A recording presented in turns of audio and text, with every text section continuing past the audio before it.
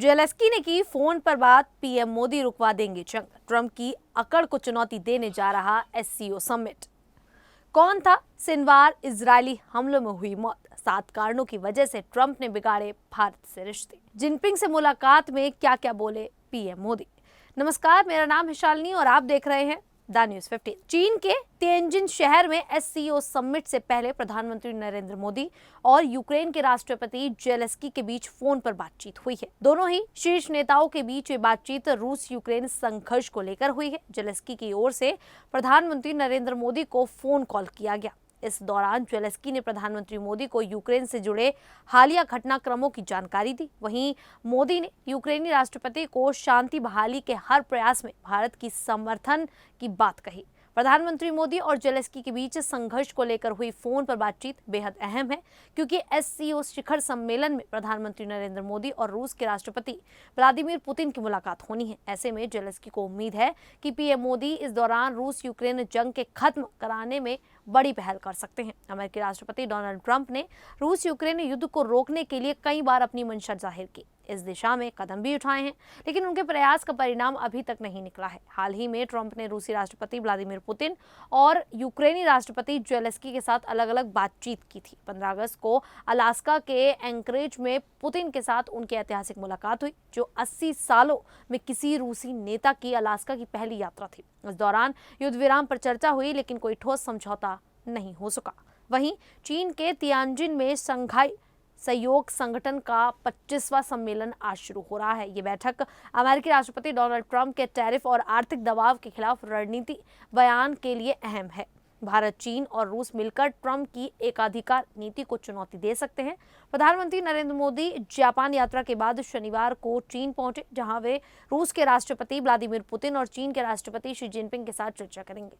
SCO में 20 से अधिक देश शामिल होंगे। इसका मुख्य लक्ष्य आतंकवाद, चरमपंथ और अलगाववाद से लड़ना है, लेकिन अब यह वैश्विक व्यापार का मंच बन रहा है। अमेरिकी डॉलर और स्विफ्ट सिस्टम से दबाव बनता है, पर एससीओ देशों की ताकत, भारत का उपभोक्ता बाजार, रूस का तेल गैस और चीन की तकनीक मिलकर वैकल्पिक अर्थव्यवस्था बन सकती है। चीन का CIPS, रूस का SPFS और भारत का UPI ग्लोबल मिलकर SWIFT का जवाब दे सकते हैं।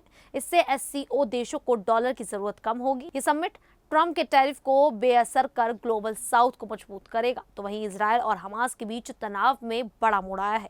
हमास ने 30 अगस्त 2025 को अपने गाजा सैन्य प्रमुख मोहम्मद सिनवार की मौत की पुष्टि की, जिसे इजरायल ने मई 2025 में हमले में मारने का दावा किया था। हमास ने सिनवार को शहीद बताते हुए तस्वीर जारी की। अब इज अल दीन हद्दाद उसकी जगह अल कस्साम ब्रिगेड का नेतृत्व करेंगे। मोहम्मद सिनवार यहमा सिनवार का भाई था, जो 7 अक्टूबर 2023 के हमले का मास्टरमाइंड था और 2024 में मारा गया। मोहम्मद को सैंडो कहा जाता था, क्योंकि वह गुप्त रूप से काम करता था। उसने 2006 में इजरायली सैनिक गिलाद सलिट के अपहरण में भूमिका निभाई थी। सिनवार 2006, 2008, 2014, 2019 और 2021 में इजरायली हमलों से बचा, लेकिन मई 2025 में दक्षिणी गाजा के बंकर पर IDF और सिनबेट के हमले में मारा गया। इजरायली पीएम नेतन्याहू ने इसे बड़ी कामयाबी बताया। हमास ने पहले इनकार किया, पर अब स्वीकार कर लिया है। यह हमास के लिए बड़ा झटका है, लेकिन विशेषज्ञ कहते हैं कि संगठन लड़ता रहेगा। गाजा में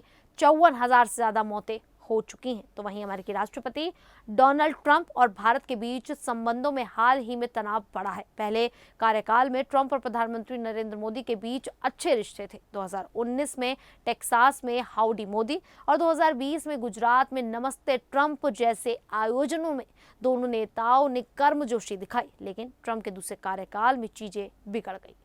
17 जून 2025 को G7 समिट के बाद ट्रंप ने मोदी से फोन पर बात की। ट्रंप ने दावा किया कि भारत पाकिस्तान सीज़फायर में उनकी भूमिका थी, जिसे मोदी ने खारिज कर दिया। ट्रंप ने कश्मीर मुद्दे पर मध्यस्थता की पेशकश की, लेकिन भारत ने इसे ठुकरा दिया। ट्रंप ने यह भी कहा कि पाकिस्तान उन्हें नोबेल शांति पुरस्कार के लिए नामांकित करेगा और भारत को भी ऐसा करना चाहिए, पर भारत ने इनकार कर दिया। इससे ट्रंप नाराज हो गए। ट्रंप ने भारत को डेड इकोनॉमी कहा और भारतीय व्यापार नीतियों की आलोचना की। उन्होंने भारतीय सामानों पर 50% टैरिफ लगा दिया, जिसमें 25% रूस से तेल खरीदने की सजा के तौर पर था। भारत ने तेल खरीदना जारी रखा।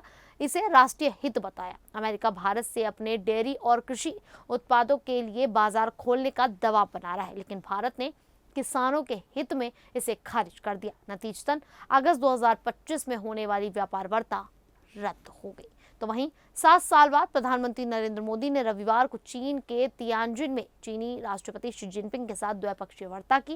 ये मुलाकात शंघाई सहयोग संगठन समिट के दौरान हुई। मोदी ने कहा कि पिछले साल रूस के कजान में उनकी शी से सार्थक बातचीत हुई थी, जिसने दोनों देशों के रिश्तों को सकारात्मक दिशा दी। 2020 में गलवान घाटी झड़प के बाद भारत चीन संबंधों में तनाव आया था, लेकिन अब सुधार के प्रयास हो रहे हैं। मोदी ने बताया कि सीमा पर तनाव कम होने से शांति बनी है। विशेष प्रतिनिधियों ने बॉर्डर मैनेजमेंट पर सहमति जताई है। कैलाश मानसरोवर यात्रा फिर शुरू हुई है और दोनों देशों के बीच डायरेक्ट फ्लाइट्स भी बहाल हो रही हैं। उन्होंने कहा कि भारत और चीन के सहयोग से 2.8 अरब लोगों का भला होगा और ये पूरी दुनिया के लिए फायदेमंद है। दोनों देश आपसी विश्वास, सम्मान और संवेदनशीलता के आधार पर रिश्ते मजबूत करने को प्रतिबद्ध हैं।